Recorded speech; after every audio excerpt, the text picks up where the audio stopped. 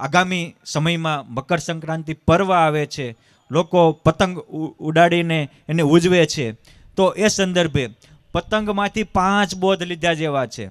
જો કોઈ પણ પતંગ હોય દુકાનમાં પડી હોય તો ઉડે નહીં. પતંગને આકાશમાં ઉડાડવી હોય તો પહેલા કાંગરા બાંધવા પડે. કાંગરા બાંધ્યા વગર પતંગ ઉડે નહીં. આપણી જીવનરૂપી પતંગને ઉડાડવી હોય તો પણ આજ્ઞાને ઉપાસનાના કાંગરા બાંધવા પડે. જેને આજ્ઞાને ઉપાસના અકબંધ થઈ એ બાપ છતાં દે અક્ષરધામમાં ઉડતો થઈ ગયો, એ બોલે ને બ્રહ્માંડો ડોલાવે એવો સમર્થ થયો. માટે પહેલા નિયમરૂપી કાંગરા બાંધવા પડે. વર્ષોથી ને યુગોથી નર્મદા તો એવું કહેવાય છે કલ્પજીવીની નદી છે, 14 કલ્પથી વહે છે. સમુદ્રમાં જઈ અને પાણી ખારું થઈ જતું, એ જ પાણી હતું. પરંતુ એક વલ્લભભાઈ પટેલે એક કાંગરો બાંધ્યો કે આ જગ્યાએ જો આને ડેમ બાંધ્યો હોય તો ગુજરાત પાણીવાળું ને પ્રકાશવાળું થાય, ગુજરાત ઉર્જાવાળું અને ઉજાસવાળું થાય. અને એ કાંગરા મુજબ અહીંયા ડેમ બંધાણો, બધાએ સહાય કરી. એમ ભગવાન આપણને મદદ કરવા તૈયાર છે, 500 પરમહંસો મદદ કરવા તૈયાર છે. આપણે પણ મદદ કરવા એને તૈયાર થઈ જાવી. આપણે પણ એ કાંગરા બંધાશે તો એ ડેમ બાંધ્યો. ગુજરાત આજે દુષ્કાળમાંથી મુક્ત થઈ ગયું.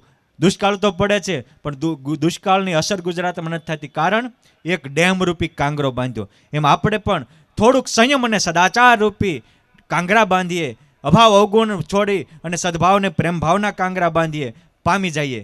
હવે તમે કહેશો પાંગરા બાંધવાથી કામ નથી થતું. કોઈ પણ પતંગ ચડાવવું હોય ને તો એ પહેલાં ચડાવે. આ બીજો બોજ પતંગનો કે એને 50-100 ફૂટ ચડાવ્યું હોય ને ત્યારે બહુ ટપ પડે. ક્યારેક પડે તો ફાટી પણ જાય, આઘી પાછી પણ થાય. છોકરાને કે તમે યુવાનોને કોઈ પણ ચડાવતા હોય પણ એને 10-50-100 ફૂટ ચડાવ્યું હોય ત્યાં સુધી ટપ પડે, પછી તેને મેતે મેતે ઉડ્યા કરે. અને પછી તો આકાશમાં ગગન વિહારી તમારે કાંઈ ન કરવું પડે. એમ કોઈ પણ સારું કામ કરશો ત્યારે પહેલાં તો તમારે ભોગ આપવો પડશે ને પડશે જ, પછી જ એ ઉજાગર થશે. પહેલો તો આપવો જ પડે. અરે તમારે 2 વ્હીલ શીખવું હોય કે 4 વ્હીલ શીખવું હોય, એ શીખવાડનારો પહેલાં તો તમને 5 મિનિટમાં કહી દે કે આ ગિયર છે ને આ ક્લચ છે ને આ બ્રેક છે, આમ કરવાનું ને આમ બંધ કરવાનું.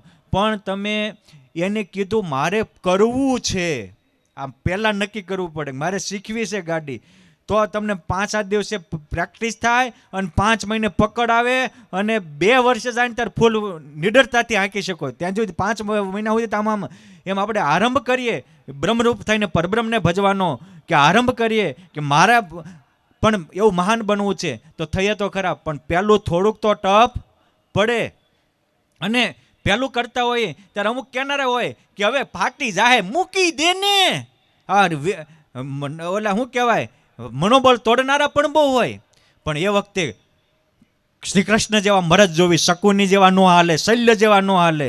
કૌરવોનું એક પરાજય થવાનું એક કારણ એ છે કે શલ્ય કાયમ મનોબળ તોડતો હતો અને કૃષ્ણ ભગવાન અર્જુન બેઠો હતો કે હું ભિખારીની જેમ બેઠો, ઓ ભાઈ ચાલો થા, મામ મનસ્વ યુદ્ધસ્વ, મારા મન રાખીને યુદ્ધ કરતો ચાલુ થા. આ તાકાત આપનારા મહારાજને મુક્ત આપણી હારે હોવા જોઈએ, એટલે ભાંગેલાને મર્દાને બેઠા કરી શકે. માટે બીજું કે થોડુંક કામ આરંભ કરશું ત્યારે ટફ પડશે, પણ જો વળગી રહેશું તો વિશાળતા આવશે, વળગી રહેશું તો અલૌકિક ઉર્જાનો અનુભવ થશે. ત્રીજું પોઈન્ટ કે પતંગ ચડતી હોય ત્યારે એ નકરી પછી ઢીલી જ નથી દેતો, ક્યારેક ખેંચે પણ છે. આમ નમતો હોય તો આમ પણ લે છે, આમ નમતો આમ પણ કરે છે. એમ આપણી જિંદગી પણ એક પતંગ જેવી છે, જ્યાં ઢીલ મૂકવી પડે ત્યાં ઢીલ મૂકજો અને પકડી રાખવું હોય ને પકડી લેજો અને વળાંક લેવો હોય ને વળાંક લેજો, તો જ તમે આ ગગન વિહારી બની શકશો. જો એ પકડ્યું મૂકશો નહીં તો મરી જાઓ. એટલે આપણી ગુજરાતી કહેવત છે કે જાતું કરે એ જીતે અને પકડી રાખે એનું પતી જાય. મૂકી દો એ મજા, પકડી રાખો એ સજા. આપણે દેહભાવ પકડી રાખ્યો છે ને એટલે લક્ષ 84 જન્મ મરણની સજાઓ છે. આ દેહભાવ પકડી રાખ્યો છે એટલે કામ ક્રોધના ગુલામની સજા છે. મૂકી દો દેહભાવ, બ્રહ્મભાવ આપોઆપ પ્રગટ થશે અને પુરુષોત્તમને પામી જશો. અને એની માટે થોડું જ્યાં ઘટું ઢીલ મૂકવું પડે ત્યાં ઢીલ મૂકજો અને પકડી રાખવું પડે ત્યાં પકડી રાખજો, સ્થિર રહેશો.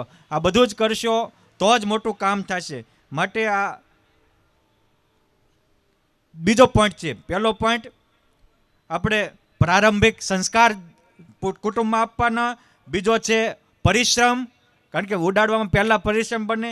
ત્રીજો પોઈન્ટ છે આ પરિપક્વતા, ક્યાં હાંકવું ને ક્યાંથી વળાંક લેવો. અને ચોથો પોઈન્ટ છે પૂર્ણ સમર્પણ. એ પતંગ છે એ જે ઉડાવતો હોય ને સમર્પણ હોય છે. એટલે હેઠે ઉડાડનારો આમ વાળે તો આમ વળે, આમ વાળે તો આમ વળે, જેને પાલી ઘરે ઊંચું ચડાવો તો ઊંચું ચડે ઢેલે. એ રીતે જીવનને પણ જ્યારે આપણે આ શરીરને ખોળિયાને સમર્પણ કર્યું, એકવાર પોતાની જાતને સમર્પણ કરો, જાતમાં બેઠેલા જગદીશ્વરને સમર્પણ કરો. અમે નાના હતા તે દિવસે આવતું હતું ભણવામાં કે પંડરૂપી પેટીમાં પડ્યો છે પારસમણી, વાવડી જાણે તેજન જાણે. આપણા આત્મામાં જ પરમાત્મા બેઠો છે. ઘટમાં હાલે છે ઘડિયાળ અને કાંડે બાંધીને ક્યાં કરો, પુરુષોત્તમ કહે પ્રાણિયા ઘટ ભીતર જોયા કરો. આપણા અંતરમાં થોડા ઉતરો, પૂર્ણ સમર્પણ, પોતાની જાતને થાવ. જેને તેને તો બહુ થયા અને એને કારણે આપણે રખડતા ભટકતા રહ્યા. એકવાર આપણે પરમાત્માને સમર્પણ થશું, બેડો પાર થઈ જશે. અને પાંચમી પતંગનો બોધ છે આશરો. ગમે એવી પતંગ હોય પણ જો દોરીથી છૂટી પડી જાય તો ક્યાં ફાટી જાય, ક્યાં ગુમ થઈ જાય, કોણ એને જાળું મારીને વિખેરી નાખે એ ખબર ન પડે. એમાં આગલા ચારને સારધાર રાખવા હોય તો અડગ પુરુષોત્તમ નારાયણનો આશરો રાખજો. પુરુષોત્તમ પ્રગટનું જે દર્શન કરશે, કાળ કર્મથી છૂટી કુટુંબ સહિત તરશે. એ પુરુષોત્તમનો આશરો પુરુષોત્તમનો સ્વીકાર એ જ એનો આશરો છે.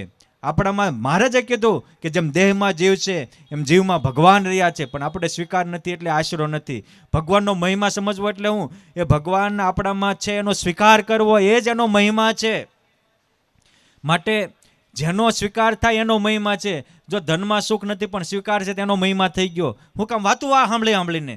એ રીતે આશરો ભગવાનનો સ્વીકાર એ જ ભગવાનનો આશરો છે. અને જેનો સ્વીકાર હોય એનું જ એને બળ રહે. અર્જુનને શ્રી કૃષ્ણ ભગવાનનો સ્વીકાર હતો તો એનું બળ રહેતું હતું. અને એટલે ભીષ્મએ પ્રતિજ્ઞા કરી તો અર્જુન સૂતા હતા. ભગવાન ત્યાં જઈને કહે છે કે અર્જુન, ભીષ્મની પ્રતિજ્ઞાની ખબર નથી તો કે ખ્યાલ છે ને? તો કે ઊંઘ આવે છે, હુતા છો કેમ? તો કે તમે જાગો છો ને. આ તાકાત અર્જુનમાં હતી, એનું કારણ ભગવાનનો સ્વીકાર હતો. બાકી બીજા ડોલી જતા હતા. એટલે આ ભગવાનનો સ્વીકાર. દોરી પતંગ ત્યાં સુધી જ સેફ છે, દોરી સાથે જડાયેલી જ. એમ આપણું જીવન પણ ત્યાં સુધી જ સેફ છે, ભગવાનનો આશરો હોય.